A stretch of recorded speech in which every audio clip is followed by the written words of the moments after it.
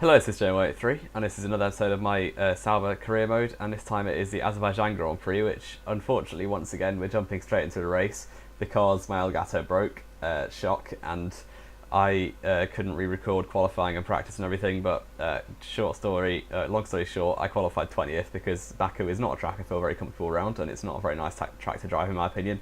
But nevertheless, with 20th, I think Verline was 18th, so let's get straight into the 5 red lights for the grid.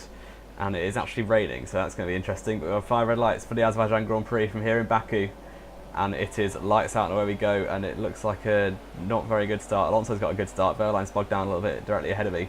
Can we go up the inside, as we have done quite often this season? We go diving up the inside of about 8 cars there. The 3 wide with the 2 riders of Hulkenberg, and Palmer's on the very outside as well, but he backs out, so up into 13th place already alongside Nico Hulkenberg. Can we make more moves into turn 3 or turn 2? Yes, we can. Up the inside of Magnussen, and one of the Force Indians, Ocon, we've accidentally squeezed him into a wall, much like he did to his teammate Perez in real life. But Ocon's managed to come through unscathed and has actually used his Mercedes engine to fruition. He's gone straight past me, so has Raikkonen, and Magnussen's going up the inside as well. We're just getting swamped here down the back straight. And Magnussen goes diving up the inside, and the inside of Raikkonen as well. So the almost junior Ferrari team, giving Ferrari something to think about with Raikkonen not doing very well so far after he had a win in Canada last time out. But we try and take advantage of Magnussen here. He might be put off a little bit by Raikkonen, but it doesn't look like it's going to happen. Maybe into the next corner we locked up and going to dive to the inside because Magnussen's broken very early, and we got a little bit of wing damage. Not quite sure why, as it's still green on the indicator. But we go around the outside of Magnussen through turn 6. And that is a nice move around the outside there of Kevin Magnussen. But now onto the end of lap 1. And Raikkonen is still just ahead of me for an 11th place with Ocon, who I think might have some wing damage after I kind of squeezed him into a wall very aggressively, which I will apologise for. But that is holding up Raikkonen now. And through the S section at the end, this is a recurring theme through the race. The Sauber is not good enough to take that flat in the wet. So that basically gives every single car a massive advantage over me because it loses me loads of momentum. And every other car on the grid can take that flat pretty much, and that means that they're all going to be quicker than me. But here comes 3 wide with Magnussen and Hulkenberg down towards turn 1. It's going to be 3 wide, very, very close stuff in the wet Baku. Hulkenberg's gone right around the outside, Magnussen on the inside. We're going to hold it down the middle. Magnussen's had to back out a little bit, and Hulkenberg has held it right around the outside, but we've got a much better run down the middle. We've broken early though, and Hulkenberg's gone right around the outside, still side by side with the German and his Renault wheel-to-wheel stuff.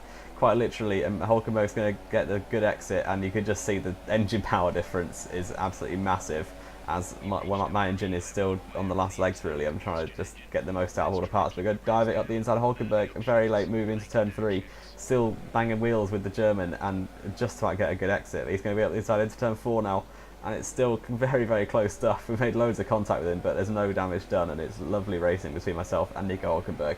And now onto the end of lap 2, and through this section once again, you can just see I'm struggling to take it flat out. And yeah, that just really hampered me the entire race. And Hulkenberg is now up the inside and going to have to leave him space, so he forces his way through on that kink right-hander. And Hulkenberg just about gets through this time, and I'm a little bit too far back to dive, I reckon. But Magnussen might have a chance as well. He's going to go up the inside, Kevin Magnussen, the Dane, and he's going to try and take advantage. I brake where I thought I had to brake, and Magnussen dive bombed it, but I'm going to do a switchback move. That is a lovely move if it comes off, and yes it does. Back up into a 10th place, as I think one of the other cars pit. It might have been a Mercedes of Lewis Hamilton, I think, as Bottas is still leading and setting the fastest lap there. But now to lap 3, and Hulkenberg is broken away massively. I had the wall, and that is very, very lucky. I could have easily lost the wheel there. And Palmer now has overtaken Magnussen. He's going to overtake me as well. It's side by side, but he actually just blitzes past me straight away. That Renault really has the legs on this Sauber old Ferrari engine, which is now on very high wear as well, which isn't very helpful for me. But yeah, that's not gone very well. Palmer, can we maybe look back at him into towards turn 2? We get a decent run through turn 1, but then a lot of oversteer there, and that is pretty much given up on trying to overtake Palmer. But maybe we're going to have to look at Kvyat behind me now, as he's probably going to get a good exit, and his Renault engine as well, the in the back of the Toro Rosso, is probably better than this one, but no, not on this occasion. Now to the end of lap 4, and once again through the final few corners, you can just see my engine wear. The MGUK and the ICE are both over 75. I think the ICE is on 83, which isn't very good. But now Kvyat's got a great run. Here he goes to the outside, and it's going to be a simple move for him really. He's just got the pace, and I don't have any straight line speed anymore, which is a little bit annoying. But we're going to try and dive it back up the inside maybe, and Kvyat has to leave to space. We're going to hop the curb a little bit, and Kvyat onto the outside curb, and Hamilton is behind me, as you see. It's just their fastest lap, but we're still side by side. Danny Kvyat, the Russian, down the inside, still side by side with Kvyat, and very, very close stuff. I get a good exit, but now this is the Ferrari 2016 engine exposed, as in rich mix, Kvyat can still just drive away from me even when I had a better exit, so that isn't very helpful for me, especially at a track like this. We're going to go diving up the inside of down Kvyat still.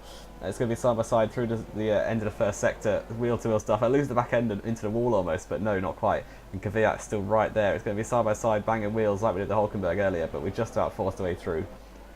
And that is still in 11th place with Danny Kvyat behind me. But now onto the end of lap 5, and Kvyat is probably going to get a very good exit once again. He's going to go wheel to wheel for the third time this race, and he's going to pull to the outside line. Here we go, another wheel-to-wheel action, and Magnussen's right behind as well. Here comes Kevin Magnussen, and Kvyat has to leave space for both of us. Kvyat's down the middle, I'm on the inside of the pair of them.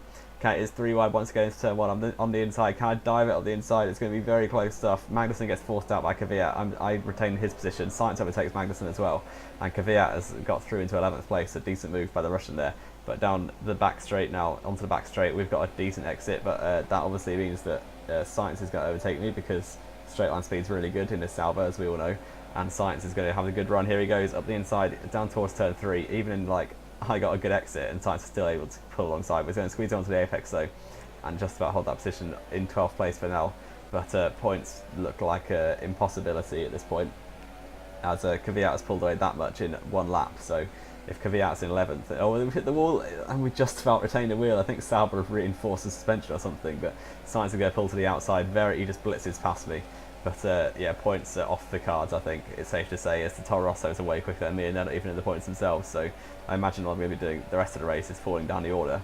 But the engine really isn't helping with that, as I have no straight line speed at all, which isn't very helpful down the straights, which are basically all the circuit at Baku is. It's pretty much a motorway, as I think Jenson Button described it in 2016. But now onto lap 7, we're getting a good exit off the far corner. We have Kevin Magnussen still right behind us. It seems like Magnussen's been behind us the whole time, but he just keeps getting overtaken as well. So not too good for Kevin Magnussen there in his Haas. But this time I think we're going to have to struggle to put up a fight, and he's going to pull to the outside, looks like, and we have to leave him space on the outside. On lap 7, Grosjean's right behind me, his teammate as well. So can we get in the switch here? Magnussen down towards the first corner, maybe make a dive bomb move, but he looks to have a bit of an advantage in straight line speed. We might go for it though, and no, a little bit too far away on this occasion, but Magnussen probably will pull away now, as usually when cars get ahead of me in turn 1, they pull away straight away. As this Sauber is absolutely shocking, to say the least, and I'm looking to upgrade everything on it as soon as I can, really, but that involves all the resource points, which for the last 2 races I haven't been able to show you, because nice Elgato. But on to like the end of that lap, and Hamilton, who pitted early, is right behind me now. I think he had a mechanic issue or a front wing off or something, which is why he pitted early, so he's not really able to go to the end on that set of tyres. So this is for net position, and Hamilton is going to easily get past me. If the Haas and the Toro Rosso has been able to get past me, then what on earth is the Mercedes engine going to do to me? And there it is, he blitzes past and easily moved for Hamilton, so that's not gone very well for me. There is a car in the pits, I'm not quite sure who that is, but on the minimap you can see there is a car in the pit lane, and Hamilton and myself, it is Felipe Massa, we're going to overtake him. And that is interesting stuff, because I think Massa, that will be his first pit stop and maybe his last pit stop. I don't know if he can get into the rest of the race, as the weather forecast showed that it was just going to be raining the entire race with no change of weather. And now onto lap 12, and Massa has caught me up. You can just see the gap Hamilton has in a few laps time, 7.7 seconds. That is the gap between the Mercedes. It's Kevin Magnussen now, actually, who's just lost the position to Hamilton in the top left corner, you can see. But now through this fast few corners, actually get a decent run that time, but it's still not going to help me, as that Williams is a straight line speed machine, and he's going to pull to the inside, and he's going to just blitz past me. How many times have we said that? It's like a rocket ship compared to this Sauber. And my tyres are feeling worse for wear as well, so that's not good for me. But we're nowhere near close enough to dive bomb him into turn 1. But can we keep the pressure on? Maybe we'll make a mistake or something. Alonso, in his GP2 powered McLaren, is right behind me as well. But we're still focusing on Massa, and he's actually gone wide into that corner. He's got knocked his front wing, and we niff back up the inside. That is interesting stuff. The AI make a mistake there and going into the wall, so he got wing damage. But you can see, this is ridiculous. I had a much better run, and Massa's still able just to drive straight past me into the straight line speed. We're going to dive bomb him. I'm not having any of that. And forcing it out, and that is a position gained. I was just annoyed at that point, really. Just how slow my Sauber is in a straight line, and everywhere else as well. It's not like we make up for it in the corners. It's just slow everywhere. So now onto the end of lap 13, Massa still dropped back a little bit. I think he's got wing damage, so I'm going to pull into the pits, as Massa might be overtaken by Alonso there, which would be a turn up for the books. and braking out, putting the limiter on into the pits, along with Massa, and I believe Fernando Alonso's pit as well. And in 15th place, there's a few more cars coming down the straight, and they're going to overtake me. I think it's Van Dorn and Lewis Hamilton that was. I don't quite know what strategy Hamilton's doing, but I wouldn't recommend following it as it seems a bit dodgy. But stopping for the markers, and I've bottled the pit stop a little bit, but no positions lost. Very, very close stuff with Alonso. And then here comes Grosjean around the outside of turn 1. He's pitted a few laps earlier, he's got a good undercut. And now Grosjean is going to take that position, it looks like. But can we pressurise him? Maybe he's going to do a Massa. And he's gone wide, actually. He doesn't quite go into the barriers, but he's got a bad run. Look, this is ridiculous. I had a much better run through the turn 2 than that Haas car. And still Romain Grosjean's easily able to just pull away. And that is really costing me a chance at anything this race, as everything's allowed to pull away from me. And if I was Fernando Alonso, I would be definitely complaining about the engine. But talking of Alonso, he's right behind me now, and it's GP2 engine versus GP2 engine here in Baku. And Alonso is going to try and pressurise me. Pascal's in the pits from ahead of me. He went a lap longer, so hopefully we can keep that position ahead of him. But Alonso's going to get past me now, it looks like, down the straight. And this is honestly embarrassing if I was Alonso, saying that in Spanish accent. But he's going to go past me. He'd barged me out of the way a little bit in this Sauber. And Alonso takes that position. Can we dive him into turn 1? Obviously, his engine is the worst on the grid, apart from mine at this point, I'd say. But we're diving him into turn 1, take that position back from the double world champion in the McLaren. And we do overtake a few cars in the pits as well, including my teammate Pascal. And that is nice to see. We're up into 15th. We've gone wide, missed the apex slightly, but keep out the barriers. And I think there's a Force India right behind me and Alonso as well. So that's going to be interesting for Ocon, that is, who is going to gobble us both up with his Mercedes engine. And here he comes. Alonso's going to pull to the outside, and Ocon is alongside Alonso, I think, but Alonso's going to lunge it round my outside, but we force him off for the time being. And we stay in 15th place, but Verline, the engineer's just telling me he's got an issue, so that issue is affecting both Saubers here, as my engine is really not doing very well, my power unit. And now here comes Alonso once again, and let me remind you, it's a wet race, so there's no DRS. This is just pure straight line speed that I'm struggling with. And there goes Fernando Alonso with his Honda engine, is overtaking my engine, overtaking me in a straight line, so that really puts a nail in the coffin. But obviously his Honda engine is awful, so he's not pulling away, and that allows me to keep pressuring him into the corners. And we go up the inside turn 1, a little bit of contact, but no damage done. And back up the inside of Alonso, and that is retained 15th place for the time being, with 10 laps to go, and points are about a mile away, quite literally. And Alonso has now been overtaken by Esteban Ocon on the end of that lap, and Ocon will be much, much harder. I'd say much harder, I mean impossible to keep behind on the straight, as that Force India is the second fastest car in a straight line, and my Sauber feels like it's the worst at the minute. Maybe barring the Honda, but it's very, very close stuff between us two, which is not the company I want to be in with straight line speed as a Honda engine. But Ocon goes diving up the inside, well, not even diving, just he drives straight past me. And Alonso does the same, as my run through that fast corner was absolutely awful, as the Sauber has as little downforce as a wheelbarrow. But now down towards turn 1, can we dive Alonso maybe once again? But no, we're a little bit too far back on this occasion. And Alonso might even try and overtake Ocon here if he's got any legs in a straight line, but I doubt it, because obviously Ocon's in the Force India, and I don't quite know what happened. I think it was because he had to pit early after I crashed into him in lap 1, so apologies to that, Esteban. And Massa's right behind me as well now, so is he going to pressure me into turn 3? It wouldn't surprise me, even though he's a long way back. But he does have that Williams straight line speed, so yeah, no, he doesn't actually. We're a little bit too far ahead for Massa to get me into turn 3. But down the next few straights and corners, you can just see the Sauber really not performing well, and Ocon and Alonso, they're not really pulling away visually at the minute, but well, Ocon is, and Alonso just begins to now. But this Baku track, it's alright. I once you get in the flow of it, it's not that bad, but I'm just not very quick at it. I do enjoy it, but yeah, I reckon once I get in a proper car, like for league racing and stuff, I should be alright at it. It's quite a fun track. The curves are enormous. Once you get the right line, it's an alright track, I think. But obviously in real life, we saw a great race here in 2017, but that was also going with an absolutely terrible race in 2016. But now through the castle section, we're closing up Alonso, it looks like, almost. I don't know how we're doing that, as this Sauber is meant to be appalling. Alonso's AI is really good in this game, but now the end of that lap on lap 17, Massa is going to torpedo his way past me once again. He's going up the inside. I don't really leave any space there. Massa puts his nose in anyway, forcing me wide. And yeah, he's got straight past me. Try and hold him a little bit, making contact with his bit rear wheel, but there's no need to really. He's just too fast. And now on lap 20, there's a few laps remaining, but Alonso is still just there. So we're not actually dropping back as fast as I thought we would, showing that maybe I'm a good driver at Baku, I don't know. But now my ICE has gone red. It's now bright red on the indicator, 90%, so that is not going to be very helpful.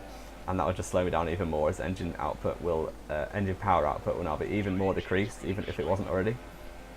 And onto lap 25, and this is the me getting lapped by Bottas, which therefore makes this the final lap of the Grand Prix, as Bottas is about to finish. And talking of finish, that is the sixth. How many races we have? This is the 8th race, and 7 of them have been won by a Finnish driver. So good season if you are a fan of Finland. But Bottas wins again. I'm going to come through in 17th place, as Max Verstappen retired shock right at the end of that race. And I think he retired from in a good position as well, so unfortunate for Verstappen. But here come the podium drivers. Bottas wins, I think his 4th or 5th win of the season, and then it's Vettel in 2nd, and Kimi Raikkonen in 3rd. So Hamilton not doing very well at all. Obviously, we saw him pit very early and do a very weird strategy, but he's now a long way behind in the championship. His teammate is walking all over him in a minute. Bottas is storming it, along with Kimi Raikkonen, who's also doing very well in the championship. And Hamilton's still yet to win a race, so it's quite surprising. I don't know what's going on. I haven't really seen this happen in anyone else's career modes, but even so, Bottas is just OP in mine for some reason. And now at the results, Bottas wins with the Ferraris running out the podium, with Ricardo Hulkenberg doing a very good job in 5th, with Perez, Stroll, Magnussen, Kvyat, and then Lewis Hamilton picking up a sole point on a 3-stop strategy. We finished 17th, a lap down, but Van Dorn and Verline we actually beat, so that's not too bad, I suppose. But now let's look at the standings, and Bottas and Raikkonen are winning the standings by a mile. And I'm dropped down to 12th place as Hulkenberg gets a good result and moves up to 10th. And Magnussen moves up a few positions as well. And we have dropped back from Toro Rosso a little bit, as they scored points and we didn't. And obviously I'm the only point scorer for Sauber so far, and McLaren is still yet to score. But onto the standings and rivalry update and all that. Magnussen's my new rival, so that's probably not going to go very well. Everyone hates me. I don't know what it is. Like, I just got 6th in the Sauber like a week ago and they've forgotten it already. But yeah, that's a bit annoying. But if you did like this video, leave a like on it. Sorry that my Elgato keeps breaking. I'll try and get it not to break, but I don't really know how. And yeah, I hope you enjoyed. Leave a like if you did. Subscribe if you want to see more. This has been J83, and I will see you next time.